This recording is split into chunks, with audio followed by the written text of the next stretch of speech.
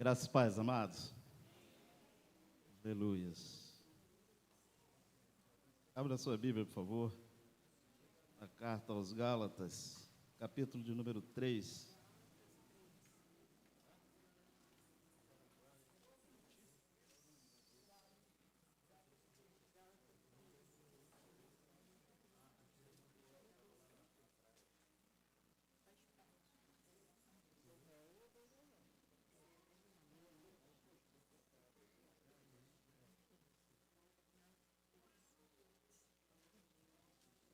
Amém? Todos acharam? Se você pudesse colocar de pé, reverência à palavra. Vamos ler os versículos 23 ao 29. Na minha versão diz assim: Mas, antes que viesse a fé, estávamos sob a tutela da lei, e nela encerrados, para essa fé que de futuro haveria de reverter-se.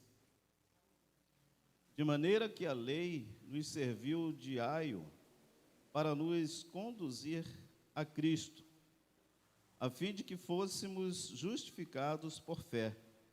Mas, tendo vindo a fé, já não permanecemos subordinados ao aio, pois todos vós sois filhos de Deus, mediante a fé em Cristo Jesus, porque todos quanto fostes batizados em Cristo, de Cristo vos revestistes. De Sarte não pode haver judeu, nem grego, nem escravo, nem liberto, nem homem, nem mulher, porque todos vós sois um em Cristo Jesus. E se sois de Cristo, também sois descendentes de Abraão e herdeiros segundo a promessa. Amém? Curva a sua cabeça. Senhor nosso Deus, nosso Pai, graças nós te damos, Deus querido, por este momento de estudo da Tua Palavra. Ó Deus, abra a nossa mente, o nosso coração. Eu me coloco, Deus querido, à Tua inteira dependência nesta hora e te peço que o Senhor me use como instrumento em Tuas mãos. No nome de Jesus, amém, amém. Podem sentar, amados. Irmãos, é sabido de todos nós de que nós vivemos numa era digital, né? Vivemos aí no tempo da internet. E, em paralelo a isso, também presenciamos o culto ao corpo, né? Onde as pessoas procuram exibir aí as suas performances, né? E é normal nós vermos postagens de fotos que revelam o antes e o depois, né? As pessoas fazem questão de mostrar isso, ó, como eu era e como eu sou agora, né? Eu tinha a forma de barril, agora estou saradão. Então, procura mostrar esse antes e depois. Então, eles estão aí postando, né, mostrando o seu físico, enfim. Mas, no tempo de Paulo não era bem assim, né? No tempo de Paulo não existia a internet e não tinha como registrar nenhum tipo de mudança que pudesse ser percebida. Mas ele tenta mostrar em seus escritos como era antes e depois da fé em Jesus Cristo. Paulo, ele tem essa preocupação, e o motivo de mostrar estas mudanças é porque falsos mestres, né? Nós já estudamos aqui, já ouvimos aqui que os judaizantes, eles adentraram no meio, nas igrejas, da Galácia e estavam acrescentando pontos da lei, né, na salvação pela fé que Paulo pregava. E Paulo, então, ele mostra que a fé, ela está acima da lei.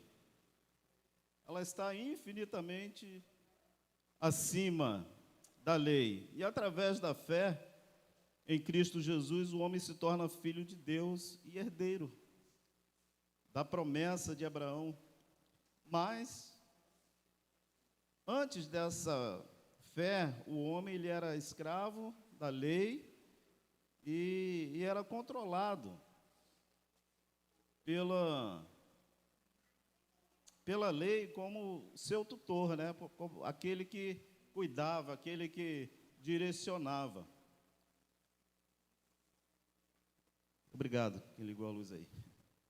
A fé, ela é superior a qualquer legalismo que possa existir. E a nossa salvação, ela não depende em nada, a não ser da fé em Jesus Cristo. E aí nós vamos então, como Paulo mostra, nós vamos ver como Paulo mostra a vida do homem antes e depois da fé em Cristo. Os versículos 23 a 25 vai mostrar o homem como escravo. E Paulo, então, aqui ele mostra aos Gálatas que antes da fé em Cristo, nós estávamos sob a guarda da lei e nela presos. E aqui Paulo mostra a lei como um personagem de um carcereiro que aprisiona o escravo e o mantém sob custódia. A Escritura, ela encerrou tudo debaixo do pecado. Não que a lei nos ensine a pecar, né? Não é isso que a palavra diz, de forma alguma, mas a lei nos mostra a nossa miséria e nos condena pelos nossos pecados. Portanto, ela nos expõe como escravos do pecado. O versículo de número 24 e 25 vai comparar o homem a uma criança sob os cuidados de um disciplinador. E o texto diz que a lei nos conduziu até Cristo. Nós sabemos que todo o Antigo Testamento aponta para Cristo, né? Então, a lei, ela nos conduziu até Cristo. No entanto, no tempo de Paulo, disciplinador é um escravo que cuidava dos filhos do seu senhor. Era aquele escravo que ele tinha um pouco mais de entendimento, né, de conhecimento, e ele tinha a responsabilidade de cuidar do filho do seu senhor, protegendo, disciplinando. A criança, ela vivia um tipo de escravidão, porque ela não podia sair sozinha, ela não podia andar nas ruas sozinha. E ela se submetia à disciplina desse tutor, desse aio, né? Nós lemos aí na passagem bíblica, né? Aio quer dizer disciplinador, tutor, aquele que ensina. E a criança do tempo de Paulo, certamente ela sonhava com a sua emancipação, assim como cada um de nós, né? Nós, quando completamos 15 anos, ficamos cheios de expectativa para completar logo 18, né? Para sermos donos dos nossos narizes. As meninas aí ficam doidas para completar 21, então, esse disciplinador, ele cuidava dos filhos dos seus senhores até a maioridade. E a criança, então, nesse tempo, ela certamente tinha essa aspiração de chegar à maioridade. E um momento em que, porque esse seria um momento em que ela se veria livre daquele tutor e aceita pelo seu pai como um verdadeiro herdeiro da sua herança. E aí nós vamos ver que, segundo Paulo, a lei ela foi o nosso tutor até Cristo, com o fim de quê? Com o fim de que fôssemos justificados pela fé. E a justificação é a sentença de Deus de que em Cristo somos encontrados justos. Uma vez justificado, o homem ele é aceito diante de Deus. Então veja que a nossa aceitação diante do Senhor é parte da nossa justificação, que é procedente da fé. E desta forma, a lei ela foi o nosso tutor. Cristo, até Cristo nos disciplinando para que, quando Cristo viesse, nós pudéssemos ser aceitos diante de Deus pela fé. E nós podemos então, amados, aprender que antes da vinda de Cristo, a lei, como um carcereiro, nos lançou na prisão e, como o nosso tutor, nos repreende e nos castiga pelas nossas más ações. O objetivo da lei era apontar, o pecado. Uma vez que Cristo veio, nós fomos emancipados pela fé. E não é saudável querer retornar à prática da lei ou à servidão da lei. Eu quero trazer aqui uma breve ilustração que diz o seguinte, olha, se observarmos o nascimento de uma borboleta, nós veremos que existe todo um processo. A borboleta ela passa por 4 fases na sua vida. Ela vive dentro de um ovo por 15 dias, e quando o ovo se quebra, nasce uma larva. A larva se alimenta de folhas e passa por diversas mudanças. Depois de algum tempo, fios de seda começam a se formar através do seu corpo, e que nasce ali o que nós conhecemos como um casulo.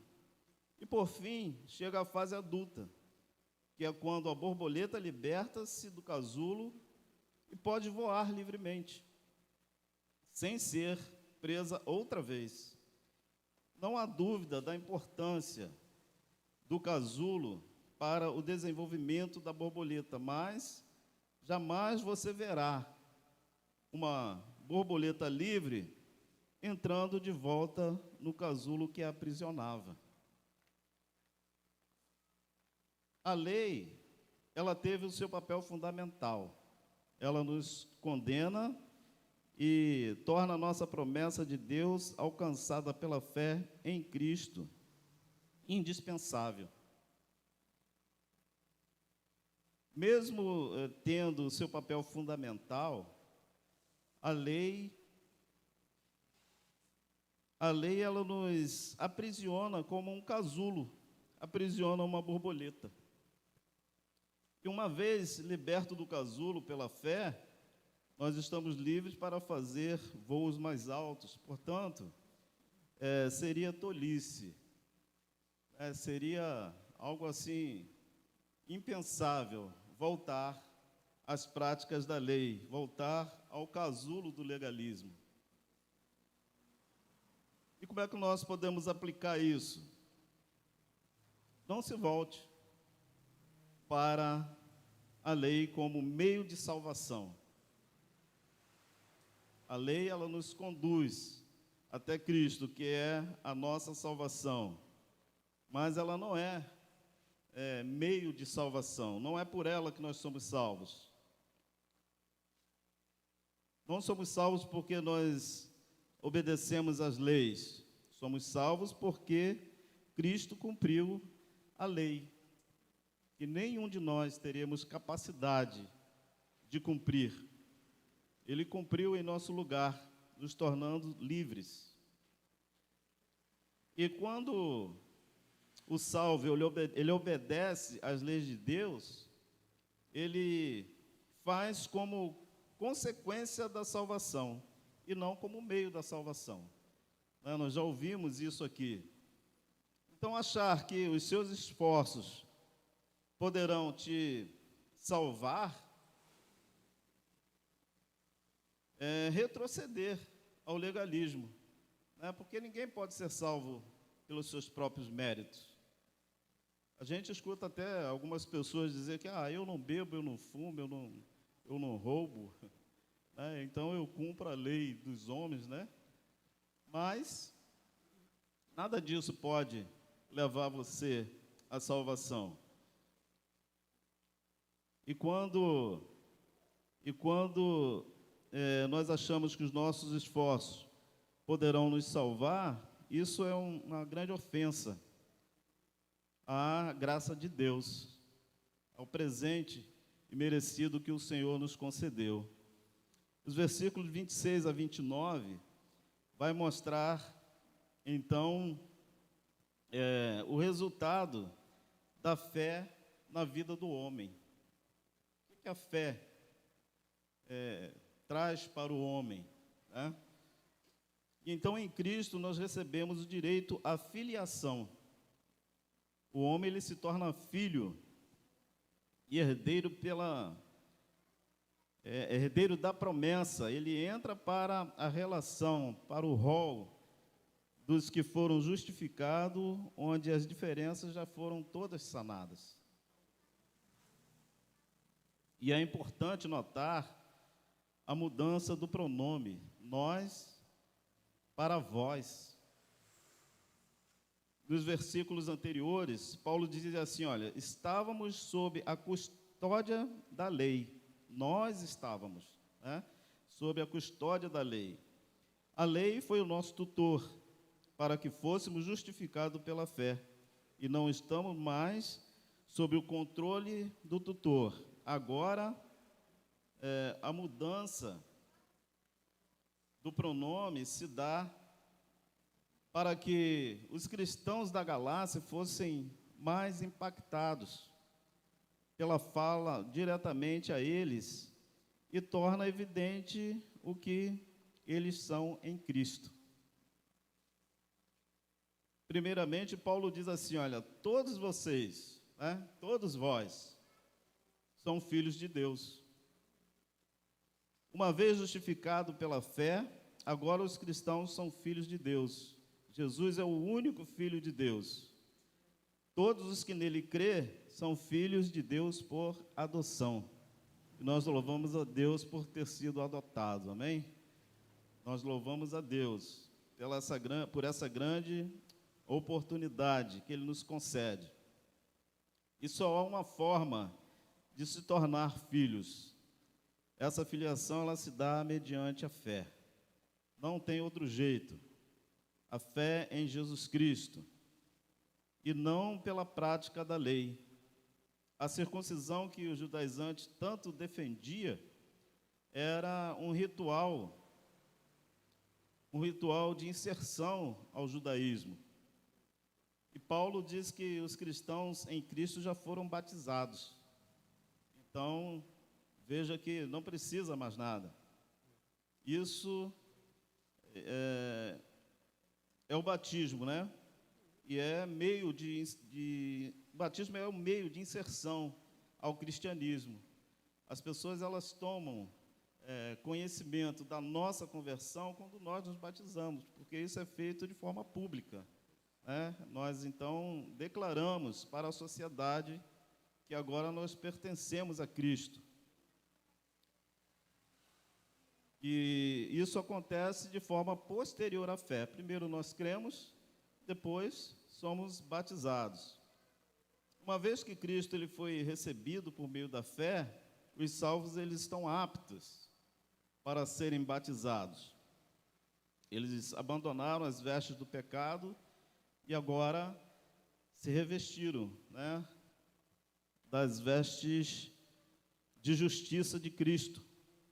Logo, não há judeu, não há grego, não há escravo nem livre, nem homem, nem mulher, pois todos são um em Cristo Jesus. Amém? E o que Paulo está dizendo é que diante de Deus, todos são igualmente, todos são iguais. Em outras palavras, a sua raça, sua classe social, a sua intelectualidade, o seu gênero, não interfere na sua aceitação diante de Deus. Eu quero aqui só abrir um parênteses, quando fala aqui de gênero, está falando homem e mulher, né? Nada além disso estaria inserido aqui nesse contexto. Hoje, infelizmente, aí, né, na nossa sociedade, ela quer botar de goela dentro que existem outros gêneros aí, a não ser homem e mulher. Então, a conclusão do raciocínio de Paulo, ela é simples, ela é comum. Se vocês pertencem a Cristo, são descendentes de Abraão e herdeiros da promessa. Versículo 29. Uma vez liberto da lei, o homem torna-se, mediante a fé, filho de Deus. Essa é uma certeza. Isso de forma espiritualmente falando. E ele faz parte da descendência de Abraão e torna-se herdeiro da sua promessa. E essa promessa, ela envolve muitas coisas. Mas Paulo, ele une a promessa da salvação e tudo o que dela provém. Ele faz essa junção. Com isso, nós podemos aprender que a fé em Cristo, ela é superior à lei. E enquanto a lei, ela aprisiona e castiga, a fé, ela vai trazer liberdade, né? Ela vai nos libertar da escravidão e nos adota com amor, porque nós nos tornamos filhos e, da mesma forma, herdeiros de uma grande promessa. A adoção é um ato de nobreza. Há crianças que foram adotadas, ainda recém-nascidas, mas há também aquelas que foram adotadas depois de algum tempo nos orfanatos. E uma criança no orfanato, ela está protegida, né, porque ela é cuidada, ela recebe ali todo o aparato, todo o cuidado profissional, e ainda que tenha o seu valor, o orfanato ele não pode suprir, né, todas as necessidades emocionais de uma criança. A criança precisa de amor, precisa de carinho. Um profissional de um orfanato, ele está ali para dar um banho, dar uma alimentação na hora certa, né, conduzir a criança ali enquanto estiver naquele local. E eles não podem dar a mesma proteção que um pai dá, e muito menos uma herança, né? Então, a criança que está no orfanato, ela está, podemos dizer, à deriva, não tem segurança. Então, uma criança, quando ela é tirada do orfanato, por adoção, ela ganha uma família, ela ganha amor, ela ganha carinho, e isso sem restrição também a herança, né? Porque normalmente uma criança adotada, ela é inserida em uma família, e tudo que pertence a essa família também, né, passa a pertencer a ela. E aquele que se entregou a Cristo estava sob a tutela da lei e era rigidamente castigado por ela, mas agora foi inserido na família de Deus por adoção. E aí recebe o seu amor, que não é qualquer amor, né? É um amor incondicional. Então, não depende de nada. Ele ama porque ama, né? Ama porque simplesmente ele nos criou, ele criou todos nós, né? E a palavra de Deus vai dizer que Deus, ele amou o mundo de tal maneira, né, que ele deu o seu Filho unigênito, para que todo aquele que nele crê não perca essa salvação maravilhosa, né? Aceite a Jesus e se torne filhos por adoção, né? Então, nós temos o privilégio de desfrutar desse amor incondicional e de herdar a bênção da salvação, que é privilégio para nós. Ninguém pode, amados, chegar a Cristo sem passar por Moisés, né?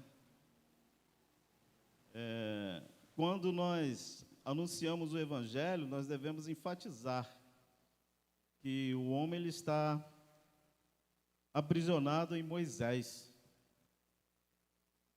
Isso é, na lei que castiga, mas quando está em Cristo, ele é recebido com amor, tornando-se filho de Deus e herdeiro das bênçãos da salvação.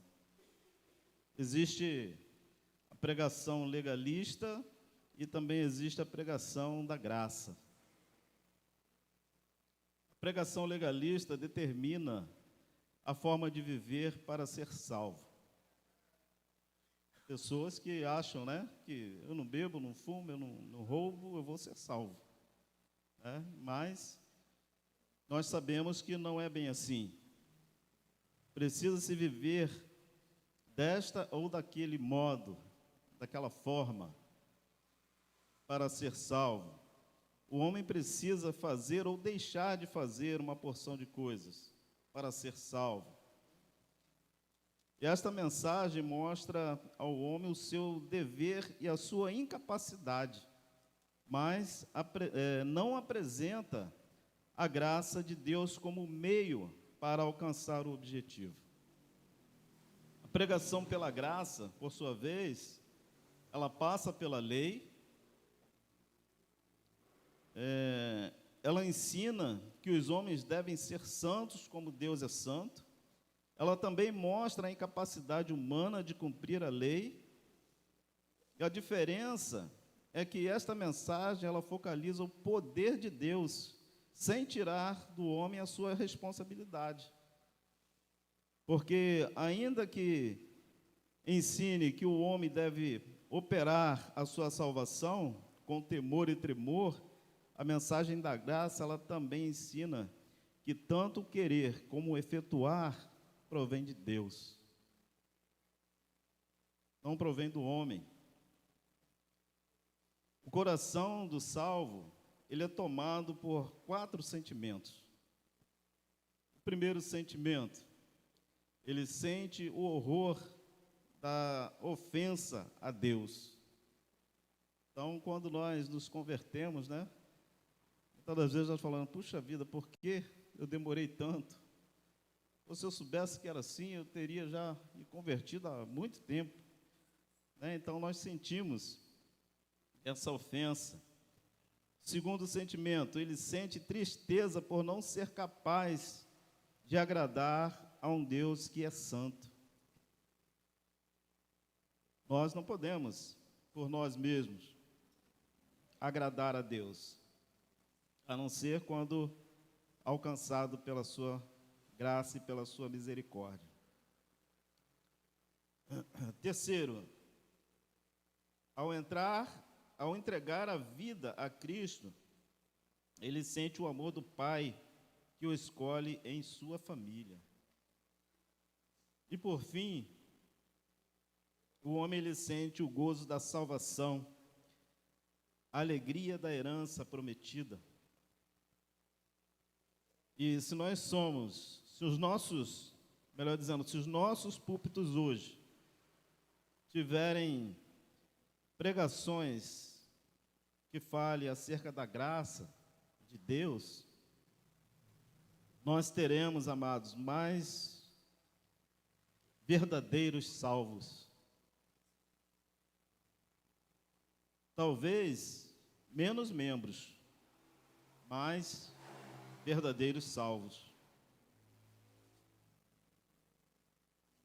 Se houvesse redes sociais nos tempos de Paulo, eu creio que ele mostraria as fotos daqueles irmãos lá da Galácia, antes e depois da fé.